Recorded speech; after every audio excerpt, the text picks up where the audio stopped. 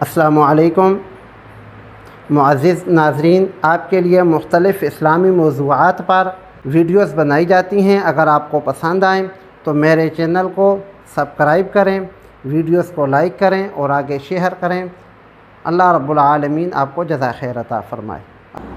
نحمدہ ونصلی ونسلم علی رسولہ الکریم، اما بعد فاعوذ باللہ من الشیطان الرجیم، بسم اللہ الرحمن الرحیم۔ فَإِذَا جَاءَتْهُمُ الْحَسَنَةُ قَالُوا لَنَا هَٰذِهِ وَإِن تُصِبْهُمْ سَيِّئَةٌ يَطَّيَّرُوا بِمُوسَىٰ وَمَن مَّعَهُ أَلَا إِنَّمَا طَائِرُهُمْ عِندَ اللَّهِ۔ وقال الله تعالى في مقام آخر قالوا اطَّيَّرْنَا بِكَ وَبِمَن مَّعَكَ قَالَ طَائِرُكُمْ عِندَ اللَّهِ بَلْ أَنتُمْ قَوْمٌ تُفْتَنُونَ۔ وقال الله تعالى في مقام آخر قالوا إنا تطيرنا بكم لئن لم تنتهوا لنرجمنكم وليمسنكم منا عذاب أليم۔ وقال النبي صلى الله عليه وسلم من ردته الطيرة من حاجة فقد أشرك، أو كما قال عليه الصلاة والسلام۔ صدق الله وصدق رسوله النبي الكريم۔ اللهم صل على محمد وعلى آل محمد كما صليت على إبراهيم وعلى آل إبراهيم إنك حميد مجيد۔ اللهم بارك على محمد وعلى آل محمد كما باركت على إبراهيم وعلى آل إبراهيم إنك حميد مجيد۔ معزز ویورز، آپ کے سامنے قرآن مجید کی 3 آیات تلاوت کی ہیں۔ موقع اور محل کی مناسبت سے آج چونکہ 28 محرم الحرام ہے اور سفر کا مہینہ شروع ہونے والا ہے، سفر کے مہینے کو زمانہ جاہلیت میں تاجدار مدینہ صلی اللہ علیہ وآلہ وسلم کی آمد سے پہلے منحوس سمجھا جاتا تھا۔ منحوس کا مطلب یہ ہے کہ وہ لوگ یہ سمجھتے تھے کہ اس مہینے کی وجہ سے ان پر مصیبتیں آتی ہیں، پریشانیاں آتی ہیں، تکالیف آتی ہیں، تو اس لیے وہ سفر کے مہینے کو منحوس خیال کرتے تھے۔ ہمارے ہاں پاکستان جو کہ ایک اسلامی مملکت ہے، اس میں بھی کچھ لوگ اپنی جہالت کی وجہ سے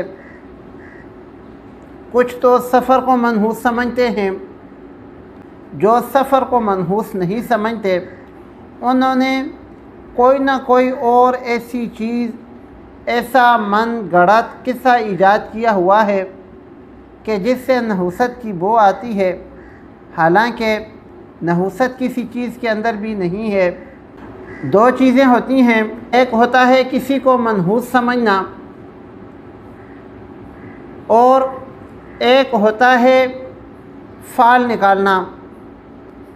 منحوس سمجھنا کسی کو بھی، جیسا کہ ہمارے بعض معاشروں میں صبح کے وقت اگر کوئی بندہ باہر کسی کام کے لیے جاتا ہے، سامنے سے بلی آ جاتی ہے، کالا کتا آ جاتا ہے، تو وہ واپس آ جاتے ہیں کہ آج کا ہمارا کام یا ہمارا یہ جو سفر ہے یا ہم جس ارادے سے اپنے گھر سے نکلے ہیں وہ پورا نہیں ہوگا، اور اس کی وجہ یہ بتاتے ہیں کہ ہمارے سامنے سے یہ بلی، کتا وغیرہ یہ چیزیں گزر گئی ہیں۔ حالانکہ تاجدار مدینہ صلی اللہ علیہ وآلہ وسلم کے ارشاد کا مفہوم ہے من ردت الطیرۃ، کہ جو بندہ بھی بدشگونی کی وجہ سے کسی کام کے لیے جا رہا تھا تو بدشگونی کی وجہ سے اپنے کام کو چھوڑ کر، اپنے ارادے کو چھوڑ کر واپس ہو گیا، فقد اشرکا، تو گویا اس نے شرک کیا۔ تو یہ نحوست جو ہے یا بدشگونی یہ کوئی چیز نہیں ہوتی، یہ ہمارا اپنا وہم ہوتا ہے۔ شریعت کے اندر نحوست سرے سے ہے ہی نہیں، نہ کسی چیز میں، نہ کسی دن میں، نہ کسی پرندے میں، نہ کسی آدمی میں، یہ نحوست نہیں ہے۔ البتہ بعض اعمال ایسے ہیں انسان کے کہ ان کی وجہ سے الہ العالمین کی طرف سے ناراضگی کا اظہار ہے، اور پاک پیغمبر صلی اللہ علیہ وآلہ وسلم نے ان اعمال کی وجہ سے انسان پر آنے والے عذاب کی پیشگوئی فرمائی ہے۔ جیسا کہ آپ صلی اللہ علیہ وآلہ وسلم کی تعلیمات کا مفہوم ہے کہ جب بے حیائی، فحاشی اور جانی عام ہو جائے گی تو اس کا عذاب یہ ہوگا کہ لوگ مختلف قسم کی نئی نئی بیماریوں کے اندر مبتلا ہو جائیں گے، یا جب لوگ زکوٰۃ دینا چھوڑ دیں گے تو ان پر اللہ رب العالمین کی طرف سے یہ عذاب ہوگا کہ بارشیں وقت پر نہیں ہوں گی۔ تو یہ اعمال کے اوپر پاک پیغمبر صلی اللہ علیہ وآلہ وسلم کی تعلیمات میں موجود ہے کہ اعمال کی وجہ سے انسان پر برا وقت آتا ہے، لیکن اللہ کی کسی مخلوق میں نحوست ہو، یہ پاک پیغمبر صلی اللہ علیہ وآلہ وسلم کی تعلیمات میں کہیں بھی نہیں ملتا۔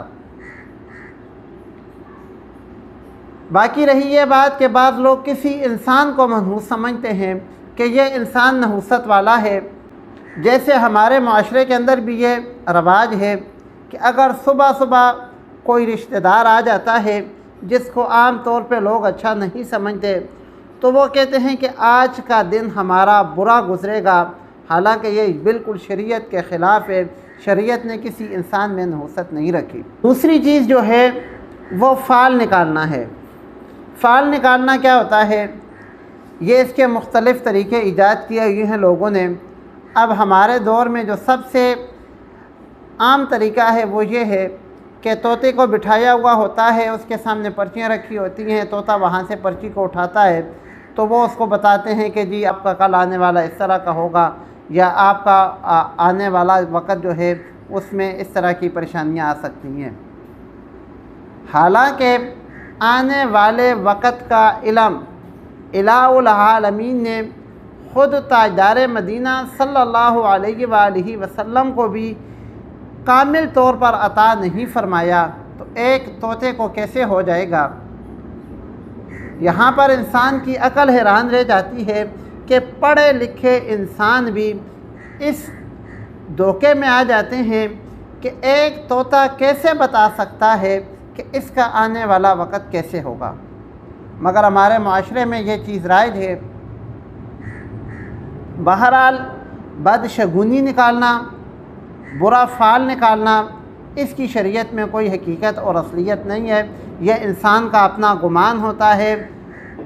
اور نیک شگونی یا نیک فال نکالنا، اس کی شریعت کے اندر گنجائش موجود ہے۔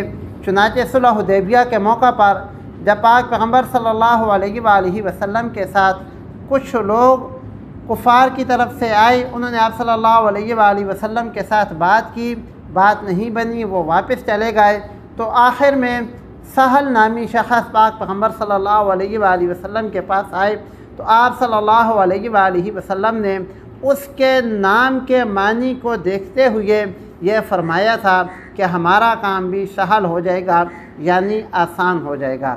اس کے نام سے، اس کے نام کے معنی سے پاک پیغمبر صلی اللہ علیہ وآلہ وسلم نے یہاں پر نیک شگون اور نیک فال لیا تھا، اور نیک شگون اور نیک فال لینا یہ کوئی اس میں برائی نہیں ہے۔ اس کی بہت سی توجیہات کی سکتی ہیں، سب سے بڑی توجیہ تو پاک پیغمبر صلی اللہ علیہ وآلہ وسلم کا عمل ہے۔ دوسری توجیہ یہ کی جا سکتی ہے کہ اللہ کی بنائی ہوئی مخلوق کے بارے میں اچھا گمان کرنے میں کوئی عیب اور کوئی برائی نہیں ہے۔ تیسری توجیہ یہ کی جا سکتی ہے کہ انسان کہیں سے بھی کوئی نیک فعل نکالتا ہے تو پاک پیغمبر صلی اللہ علیہ وآلہ وسلم کے اس عمل کو دیکھتے ہوئے، اور قرآن شریف کی یہ آیت ہے لا تقنطوا من رحمت اللہ، اللہ کی رحمت سے مایوس نہ ہونا، تو جو انسان اللہ کی رحمت سے مایوس نہیں ہوتا وہ ہر وقت ہر چیز کو اور بدلتے ہوئے حالات کی ہر کروٹ کو یہی سمجھتا ہے کہ اس کروٹ کے بعد میرے لیے سہولت ہے، اس کروٹ کے بعد میرے لیے سہولت ہے۔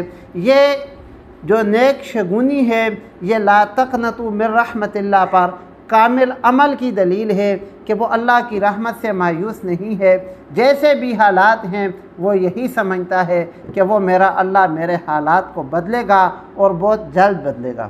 پاک پیغمبر صلی اللہ علیہ وآلہ وسلم کی احادیث مبارکہ میں بدشگونی کی بہت سی جگہوں پر نفی کی گئی ہے۔ علماء اکرام نے بھی بدشگونی کی نفی کی ہے۔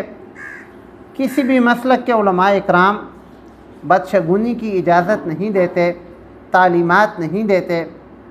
اب رہا یہ مسئلہ کہ یہ جو دور جاہلیت کی بدشگونی ہے یہ ہم لوگوں میں کہاں سے آ گئی؟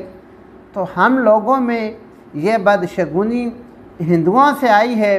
ہماری قوم ہندوؤں کے ساتھ رہتی رہی ہے، ہندوؤں سے علیحدہ ہوئے ہمیں 70 سال سے زیادہ کا عرصہ ہو گیا ہے، 2-3 پشتیں گزر چکی ہیں، مگر پھر بھی ہم لوگوں کی یہ نااہلی ہے کہ ہم قرآن کے نزدیک نہیں ہوئے، ہم نے اپنا عقیدہ نہیں سمجھا، اور وہی جو ہندوؤں سے ہم نے سیکھا تھا یا جو ہندوؤں کے اثرات تھے آج 70-75 سال گزرنے کے بعد بھی ہمارے اندر موجود ہیں۔ لیکن قرآن مجید جو ہر انسان کے گھر میں پڑا ہوا ہے، جو ہر انسان ہر مسلمان کو پڑھنا ضروری ہے، جس کو ہر نماز میں ہم پڑھتے ہیں، اس سے ہم دور ہیں۔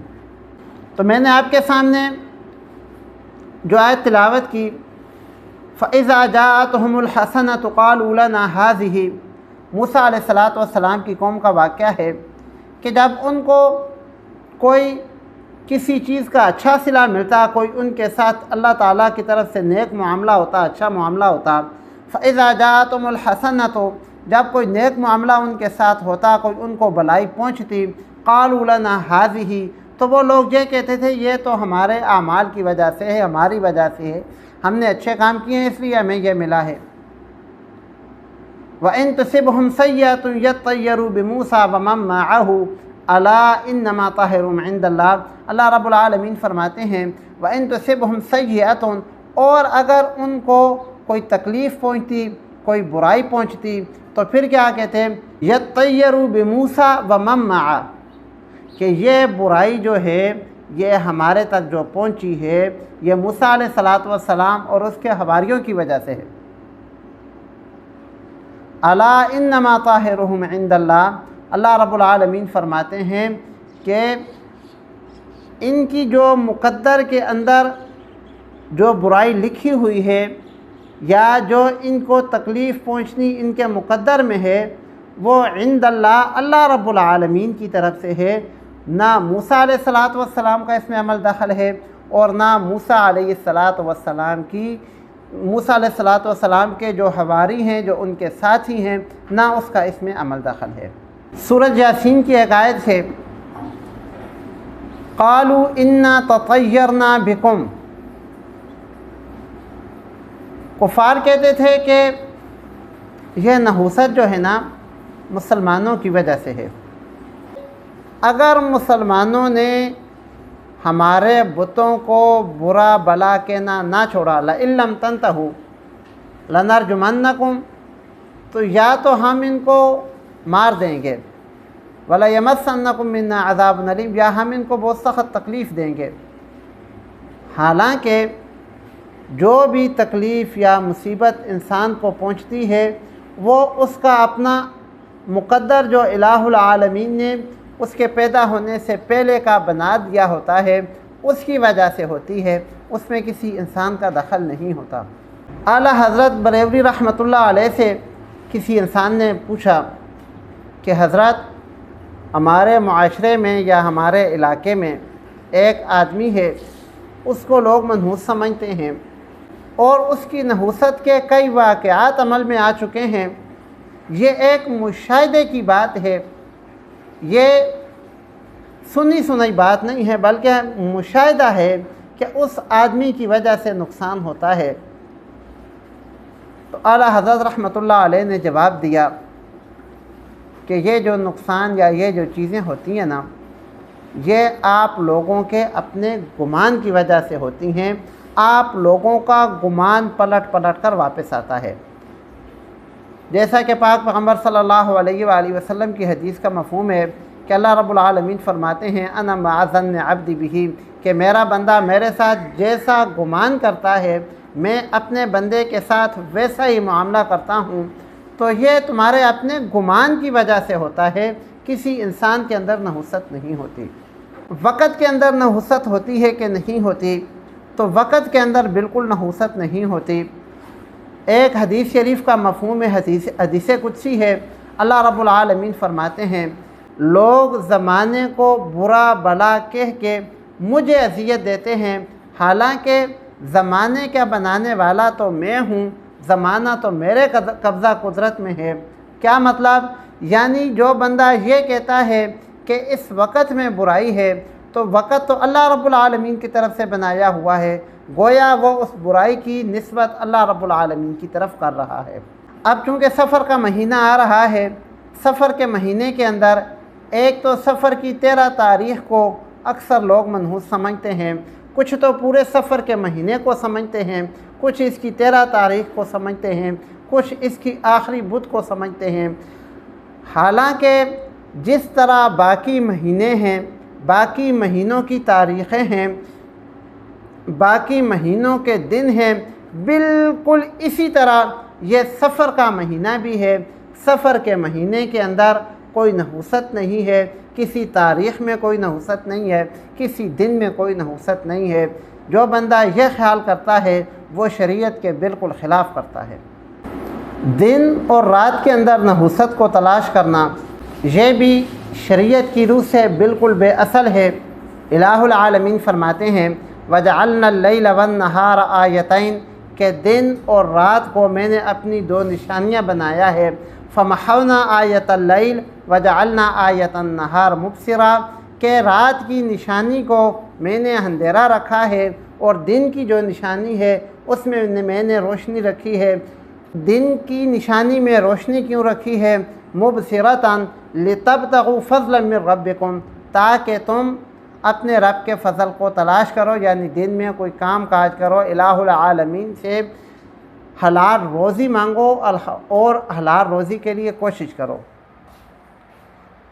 اور دوسری دن اور رات کی دوسری وجہ کیا ہے؟ لِتَعْلَمُوا عَدَدَ السِّنِينَ وَالْحِسَابَ، دن اور رات سے اللہ رب العالمین فرماتے ہیں کہ میں نے دن اور رات سے سالوں کا حساب رکھا ہے۔ اب دن اور راتوں سے سالوں کا حساب کیسے ہے؟ تو میرے بھائی، رات اور دن سے ہفتے بنتے ہیں، ہفتوں سے مل کر مہینے بنتے ہیں، مہینوں سے مل کر سال بنتے ہیں، اور سالوں سے مل کر زمانہ بنتا ہے۔ تو سارے زمانے کی بنیاد یہ دن اور رات ہیں۔ تو اللہ رب العالمین فرماتے ہیں، جب دن اور رات کو میں نے اپنی نشانیاں بنایا ہے، دن اور رات الہ العالمین کی نشانیاں ہیں، تو پھر زمانے کے اندر نحوست کہاں سے آ گئی؟ دوسری بات، قرآن مجید کی ایک اور آیت اللہ رب العالمین فرماتے ہیں، یسألونک عن الأہلہ، کچھ لوگ جو ہیں چاند میں، ستاروں میں، اس میں نحوست دیکھتے ہیں کہ یہ جو ہے ستارہ ادھر ہے، چاند ادھر ہے، سورج ادھر ہے۔ تو الہ العالمین فرماتے ہیں کہ اے پاک پیغمبر صلی اللہ علیہ وآلہ وسلم، یسألونک عن الأہلہ، آپ سے چاند کے بارے میں پوچھتے ہیں کہ یہ چاند کا گھٹنا بڑھنا کیسا ہے۔ عن الأہلہ، چاند کبھی چھوٹا ہوتا ہے، کبھی بڑا ہوتا ہے، کبھی پورا ہو جاتا ہے، کبھی آدھا رہ جاتا ہے۔ یسألونک عن الأہلہ، اس چاند کے بارے میں آپ سے پوچھتے ہیں، قل ہی مواقیت للناس، تو آپ ان لوگوں کو بتا دو کہ یہ چاند کا بڑھنا، کم ہونا، تھوڑا ہونا، زیادہ ہونا، مواقیت للناس، لوگوں کے وقت کی پہچان کے لیے ہے، والحج، اور حج کے وقت کی پہچان کے لیے ہے۔ تو یہ سورج، چاند، ستارے، سیارے، یہ جتنے بھی ہیں یہ الہ العالمین کا ایک نظام ہے۔ اس کے اندر نحوست کہیں پر بھی نہیں ہے، بلکہ یہ نحوست انسان کے اپنے ذہن میں ہوتی ہے، جو پلٹ پلٹ کر اس کے سامنے آتی ہے۔ اب سفر کے حوالے سے ایک دو حدیث مبارکہ آپ کے سامنے رکھتا ہوں۔ صحیح اور مسلم میں پاک پیغمبر صلی اللہ علیہ وآلہ وسلم کا ارشاد ہے، لا عدوى ولا سفر ولا غولا، لا عدوى، کوئی بھی بیماری اللہ کے حکم کے بغیر متعدی نہیں ہے، یعنی ایک انسان سے دوسرے انسان کو بیماری لگنا، یہ پاک پیغمبر صلی اللہ علیہ وآلہ وسلم اس کی نفی فرما رہے ہیں کہ اللہ کا حکم نہ ہو تو کوئی بیماری بھی دوسرے انسان سے کسی انسان کو منتقل نہیں ہو سکتی۔ ولا سفرا، اور یہ جو لوگ سفر کے مہینے کو منحوس خیال کرتے ہیں، سفر کے اندر کوئی نحوست نہیں ہے۔ ولا غولا، اس کا مفہوم یہ ہے کہ نہ ہی یہ جو ہمارا ایک رجحان بنا ہے کہ یہ بھوت ہے، یہ پریت ہے، یہ فلاں ہے، یہ فلاں ہے، یہ تباہ کر دے گا، یہ برباد کر دے گا، تو ولا غولا، کسی بھوت پریت کے اندر اللہ کے حکم کے بغیر یہ طاقت نہیں ہے کہ وہ کسی کا کچھ بگاڑ سکے۔ لا عدوہ، نہ تو کوئی بیماری کسی انسان سے دوسرے انسان کو اللہ کے حکم کے بغیر لگ سکتی ہے۔ ولا سفرا، نہ سفر کے مہینے کے اندر کوئی نحوست ہے۔ ولا غولا، اور نہ ہی بھوت پریت، یہ چیزیں جو ہیں جو ہمارے معاشرے میں مشہور ہیں، یہ چیز جو ہے کسی کو نقصان پہنچا سکتی ہے، کسی کو تباہ و برباد کر سکتی ہے۔ سنن ابی داؤد میں ہے، پاک پیغمبر صلی اللہ علیہ وآلہ وسلم کے ارشاد کا مفہوم ہے، لا عدوہ، کوئی بیماری متعدی نہیں ہے۔ ولا حامتا، اور نہ الو کا نکلنا اس کی کچھ حقیقت ہے۔ ولا نوعا، اور نہ کسی ستارے کی گردش سے کسی انسان کی مقدر کو کوئی تعلق ہے۔ ولا سفرا، اور نہ سفر کے مہینے کے اندر کوئی نحوست ہے۔ الہ العالمین ہم سب کو اپنی ذات پر کامل یقین نصیب فرمائے، اور الہ العالمین ہم سب کے ایمان کو مضبوط فرمائے، اور پاک پیغمبر صلی اللہ علیہ وآلہ وسلم کے احکامات پر پوری طرح سے چلنے کی توفیق عطا فرمائے۔ آمین۔